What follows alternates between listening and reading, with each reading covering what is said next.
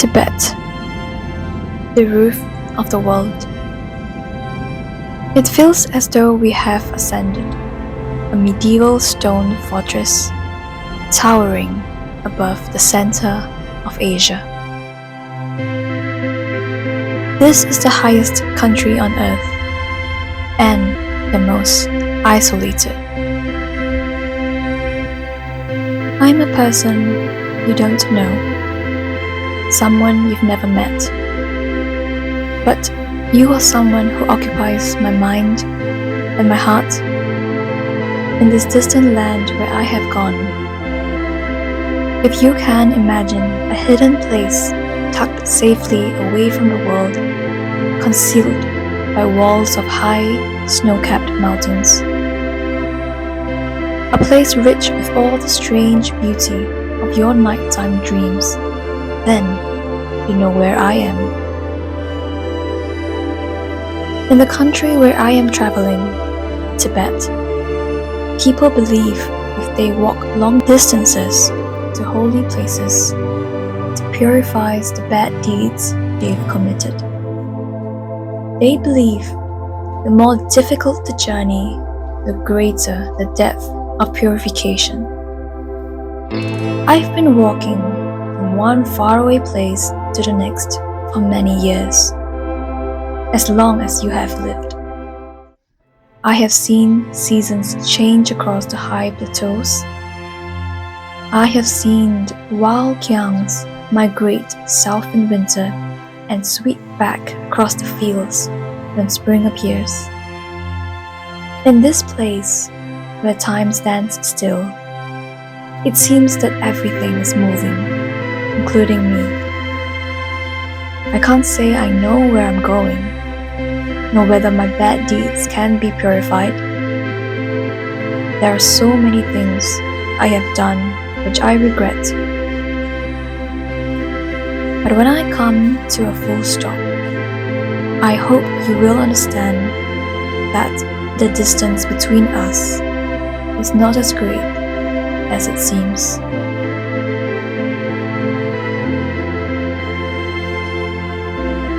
When you are in the presence of His Holiness, you must always be standing, bent in obeisance, hands folded in supplication.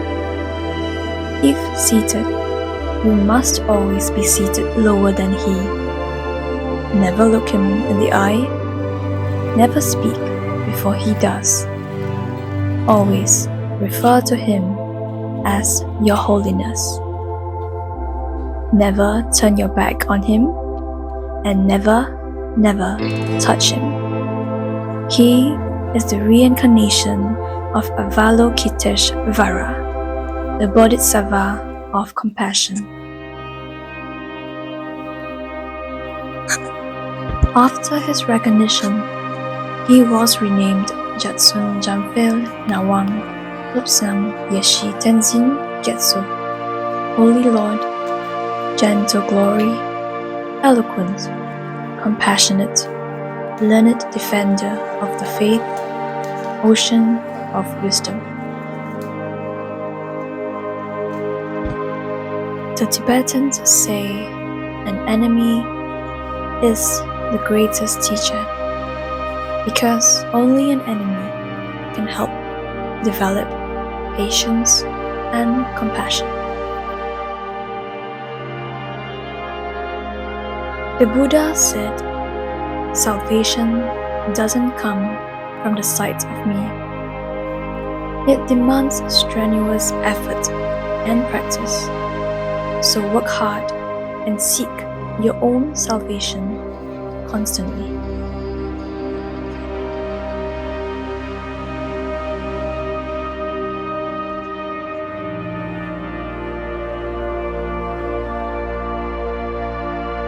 All I know is the scripture and the words of Lord Buddha.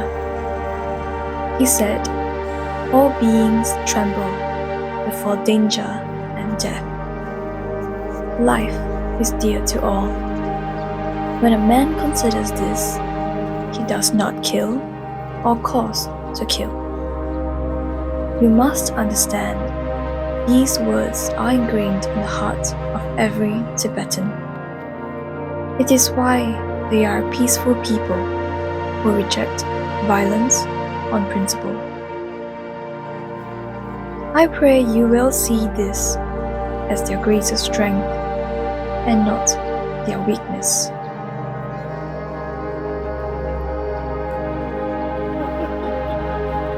There is a saying in Tibet: if a problem can be solved, there is no use worrying about it.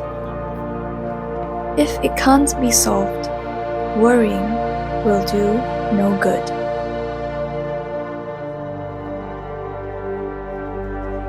The absolute simplicity. That's what I love. When you're climbing, your mind is clear and free of all confusions. You have focus, and suddenly the light becomes sharper, the sounds are richer, and you're filled with the deep, powerful presence of life.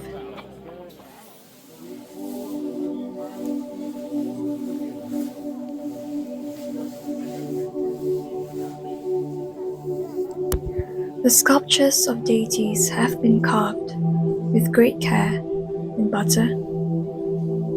As the sun melts them, they become a reminder that nothing lasts.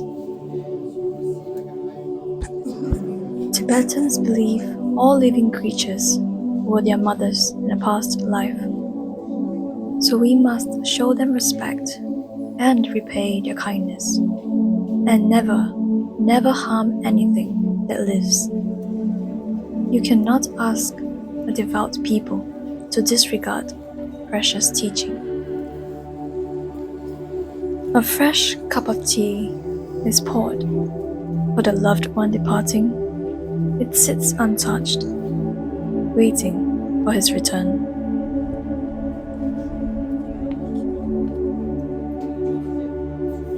Every day, think as you wake up.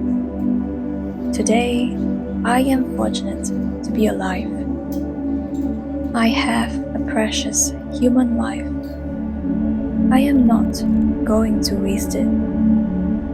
I am going to use all my energies to develop myself, to expand my heart out to others, to achieve enlightenment for the benefit of all beings. I am going to have kind thoughts towards others. I am not going to get angry or think badly about others. I am going to benefit others as much as I can. Love and compassion are necessities, not luxuries. Without them, humanity cannot survive.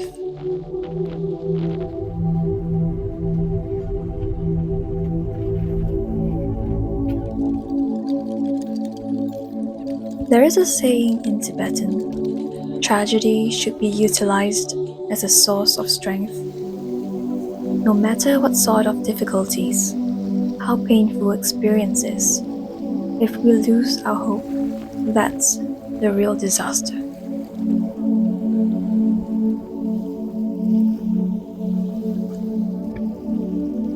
Remember that the best relationship is one in which your love for each other exceeds your need for each other.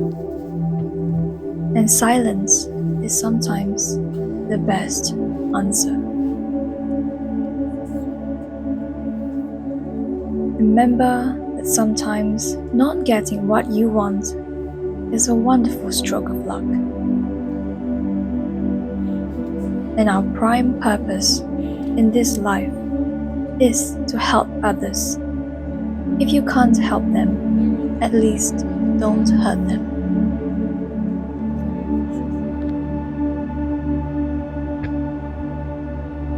This is my simple religion. No need for temples, no need for complicated philosophy. Your own mind, your own heart is the temple. Your philosophy is simple kindness. You have to judge your success by what you had to give up in order to get it.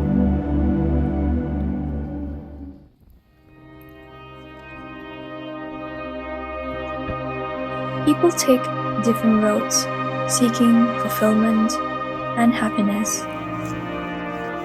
Just because they are not on your road doesn't mean they've gotten lost. If you want others to be happy, practice compassion. If you want to be happy, practice compassion.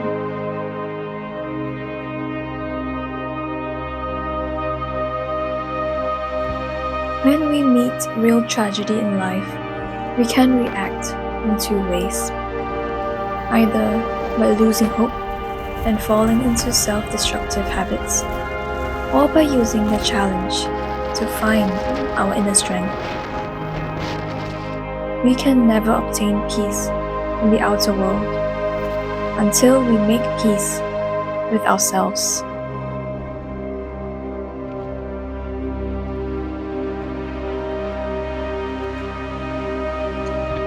If you can cultivate the right attitude, your enemies are your best spiritual teachers, because their presence provides you with the opportunity to enhance and develop tolerance, patience, and understanding.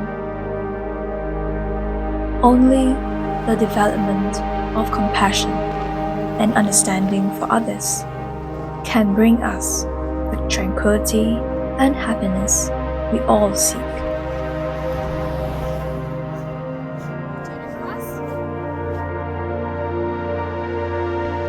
World peace must develop from inner peace. Peace is not just mere absence of violence. Peace is the manifestation of human compassion.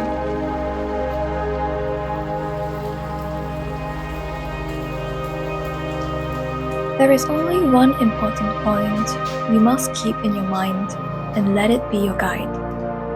No matter what people call you, you are just who you are. Keep to this truth.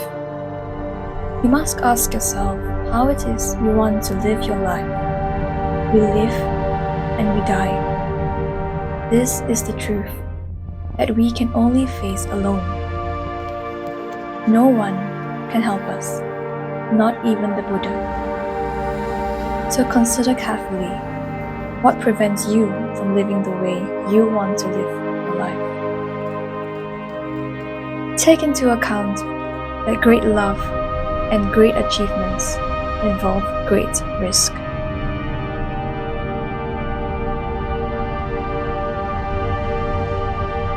A truly compassionate attitude toward others does not change even if they behave negatively or hurt you.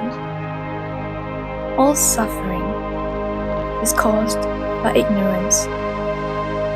People inflict pain on others in the selfish pursuit of their own happiness or satisfaction.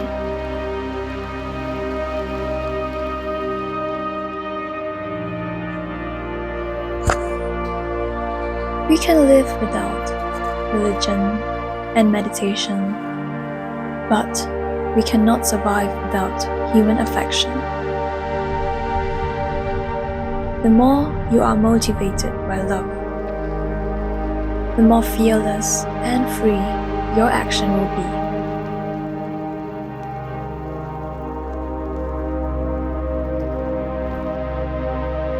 Old friends pass away, new friends appear. It is just like the days.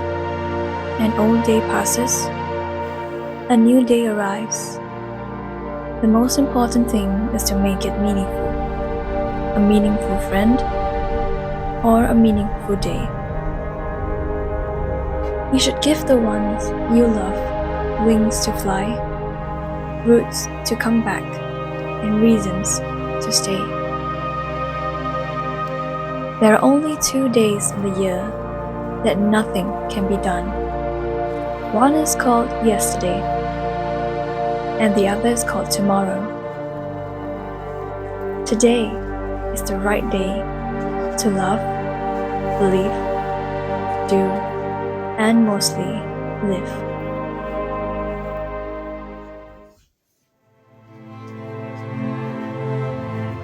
Hard times build determination and inner strength.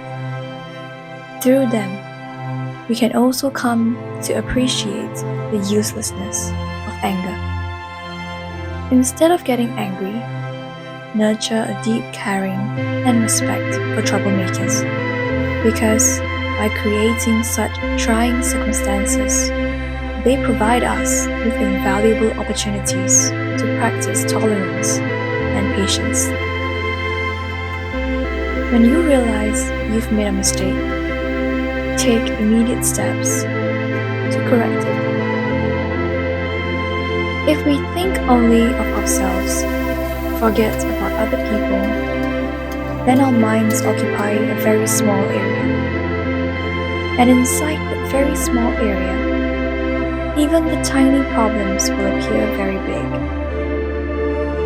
But the moment you develop a sense of concern for others, you realize that just like ourselves, they also want happiness. They also want satisfaction. When you have this sense of concern, your mind automatically widens. At this point, your own problems, even big problems, will not be so significant. And the result is a big increase in the peace of mind. So if you think only of yourself, only your own happiness, the result is actually less happiness. You will get more anxiety and more fear. Share your knowledge. That is a way to achieve immortality. The way to change others' mind is with affection and not with anger. Again, peace does not mean an absence of conflicts. Differences will always be there. Peace means solving these differences through peaceful means, through dialogue, education, knowledge, and through humane ways.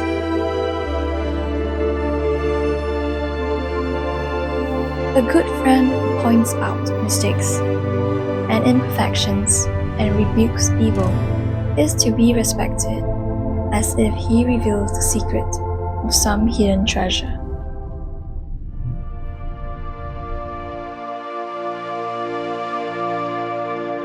We can reject everything else, religion, ideology, or received wisdom, but we cannot escape the necessity of love and compassion.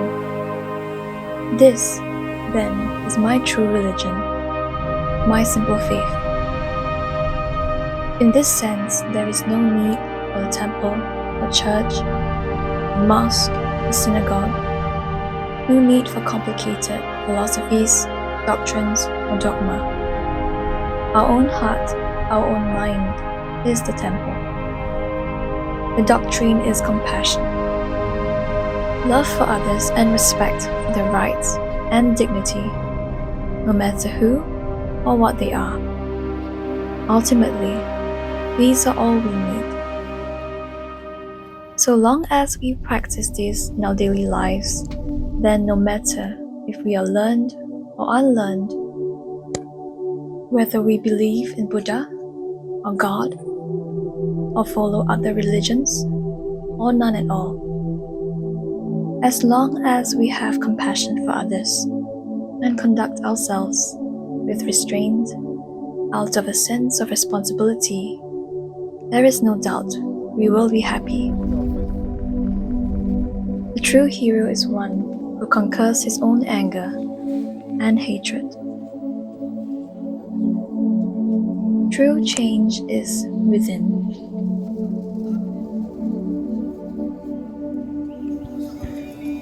Because we all share this planet Earth, We have to learn to live in harmony and peace with each other and with nature. This is not just a dream, but a necessity. And whether our action is wholesome or unwholesome depends on whether that action or deed arises from a disciplined or undisciplined state of mind. A disciplined mind leads to happiness, and an undisciplined mind leads to suffering. It is said that bringing about discipline within one's mind is the essence of Buddha's teaching.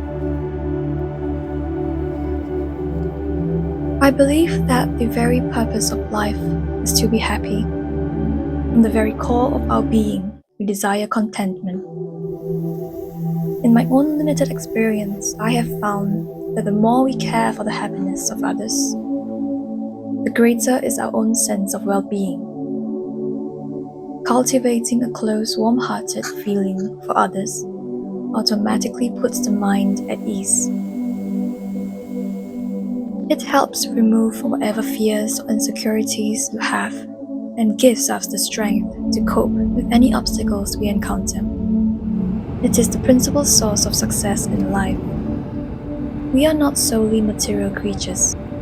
It is a mistake to place all our hopes for happiness on external development alone. The key is to develop inner peace.